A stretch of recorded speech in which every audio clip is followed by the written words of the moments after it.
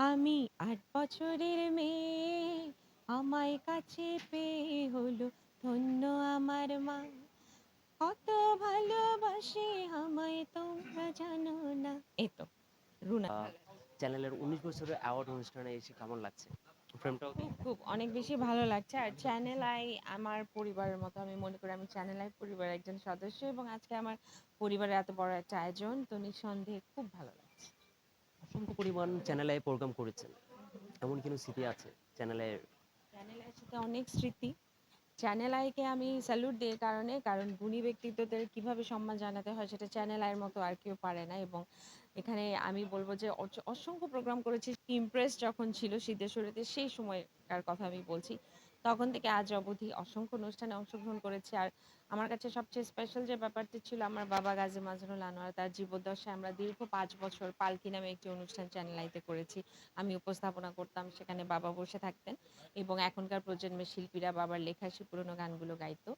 তো অসংখ্য স্মৃতি, আসলে কোনটা রেখে কোনটা বলব।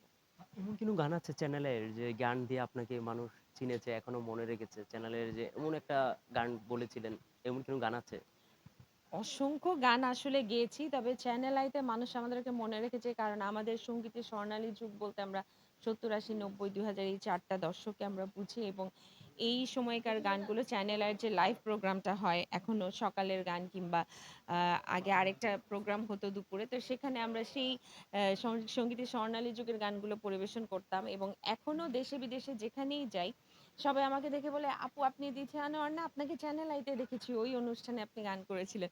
তো আমি বলব যে আমাদের জন্য অনেক বড় একটা পরিচিতি চ্যানেল আই এনে দিয়েছে চ্যানেল আইয়ের আয়োজনগুলোর মাধ্যমে। এবং সবসময় চ্যানেল আই মানসম্পন্ন অনুষ্ঠান করে এবং ভবিষ্যতেও চ্যানেল আইয়ের কাছ থেকে এ ধরনের আয়োজনই আমরা আশা চ্যানেলে করি। কিন্তু অসংখ্য পরিমাণ ইমরান থেকে শুরু করে অনেকেই বের হয়েছে।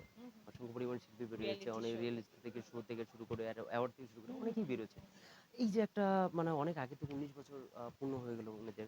সেই বিষয়টাতে যে আপনার কাছে পার্সোনালি কি বলার? হাঁটি পা করে তো মাত্র ১৯ বছর পের হয়েছে। কিন্তু আরো হাজার বছর চ্যানেল আই বেঁচে থাকবে এটাই আমরা চাই। এবং চ্যানেল আইয়ের যারা প্রোডাক্টই আমরা বলব, চ্যানেল আইয়ের সেরা কন্টেন্টের মাধ্যমে যেই শিল্পীগুলো বেরিয়ে এসছে, আ বে বেশ কিছু উল্লেখযোগ্য শিল্পী বেরিয়ে এসছে। আমি যদি বলি ইমরান, ঝিলিক এরকম অনেকেই আছে, লুইপা। তো তাদের প্রত্যেকেই আমি বলব যে অনেক অভিনন্দন এবং তাদের মাধ্যমে আমাদের সংগীতের বহমান ধারাটা আরো সামনের দিকে এগিয়ে যাচ্ছে, ভবিষ্যতেও যাবে। এবং চ্যানেলের আরেকটা রিয়েলিটি শো হয়েছিল 7 আপ এমপিএল, যেখানে আমার সম্পৃক্ততা ছিল একজন আ আ সিঙ্গার আইকন হিসেবে আমি ছিলাম। তো সেটাও আমি যথেষ্ট উপভোগ করেছি এবং সব মিলিয়ে আসলে চ্যানেল আই আমাদের কাছে, আমাদের হৃদয়ে ধারণ করি আমরা চ্যানেল আইকে। এবং হৃদয়ের কাছাকাছি একটা জায়গায় চ্যানেল আই সবসময় আছে, সবসময় থাকবে। অনেক ভালোবাসি। কি কাজ আসতেছে সামনে? আমার বেশ কিছু মৌলিক গানের কাজ আমি ইতিমধ্যে রেকর্ডিং সম্পন্ন করেছি এবং এখন যেহেতু মিউজিক ভিডিওর যুগ, সেই গানগুলো ইচ্ছা আছে যে মিউজিক ভিডিও করে YouTube এ দিব। এবং পাশাপাশি বেশ কিছু চ্যানেলে অনেকগুলো কাজ করেছি। সামনেও আপনারা দেখতে পাবেন। আ আর কিছু প্লেব্যাক করার সুযোগ হয়েছে। সেই কাজগুলো সামনে আসবে। এবং বর্তমানে আমি একটা প্রিভিউ কমিটির মেম্বার হিসেবে সম্পৃক্ত আছি, যেটা ইনফরমেশন মিনিস্ট্রির আন্ডারে। তো আ সেটা আমার জীবনের একটা নতুন সংযোজন আমি বলব। অসম্ভব সম্মানজনক একটি জায়গা। তো সবকিছু মিলিয়ে একটা ব্যস্ততার ভিতর আছি। আপনার বাবাকে নিয়ে যদি একটা গান শুনতে পারি।